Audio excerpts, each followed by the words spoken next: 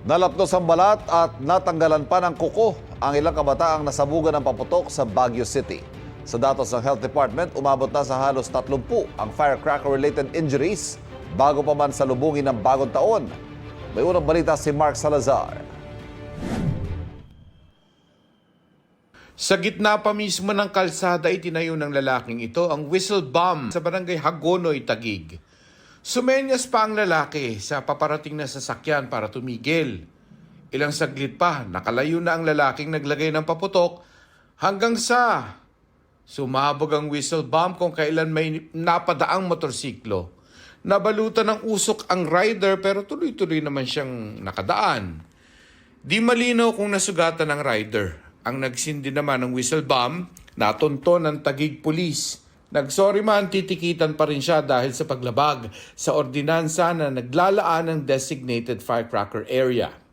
5,000 piso ang multa na pwedeng may kasamang kulong na aabot ng 6 na buwan. Naka-code red na ang Bureau of Fire Protection simula December 23 para handa sa mga posibleng sunog ngayong holiday season. Noong nakaraang taon, halos 4 na po ang naitalang sunog ng BFP dahil sa fireworks at pyrotechnics. Hanggang Nobyembre naman ngayong 2025, 17 sunog dahil sa paputok ang naitala.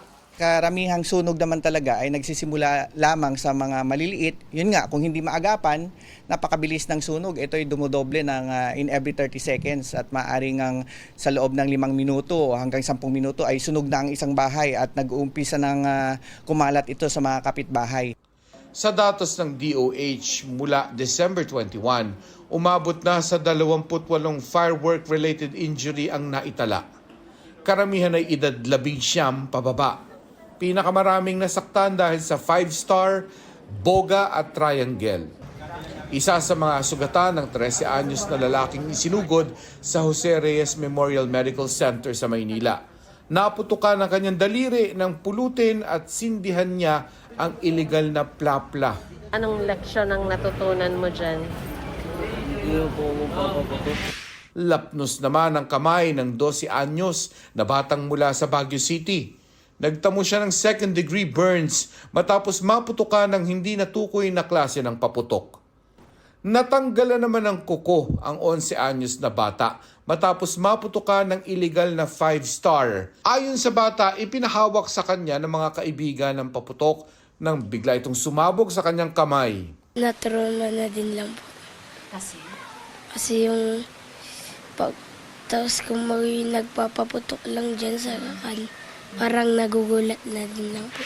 Naka-code white na lahat ng government hospital sa bansa. Nakahanda na yung mga tools, reminder na itong malaking ragaring ito, itong malaking martilyong ito, kapag matigas ang ulo, yan ang sumasalubong sa nasasabugan. Sa gitna naman ng kaliwat ka ng handaan, tinututukan ng DOH ang mga kaso ng stroke. Hindi raw dapat pakampante kahit pa umiinom ng pang-maintenance na gamot. Yun no, kasing maintenance natin, ang disenyo niyan ay para sa pangkaraniwang araw sa buong taon. Ibig sabihin, yung walang piyesta, walang ganyan. Kapag tinodo natin yung kain, hindi sanay yung maintenance natin para doon. Ito ang unang balita. Mark Salazar para sa GMA Integrated News. Igan, mauna ka sa mga balita, mag-subscribe na sa GMA Integrated News sa YouTube para sa iba't ibang ulat sa ating bansa.